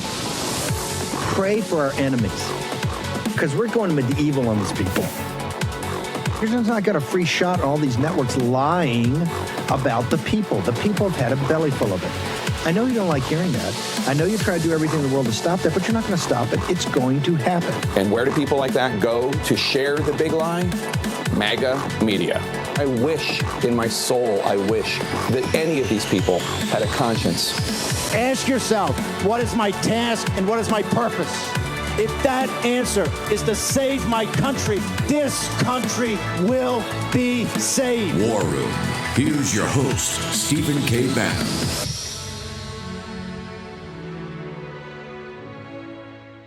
Retired four-star Navy Admiral James Stavridis back in June predicting the demise of Wagner head Yevgeny Prigozhin within months. And it appears the admiral was correct as Russia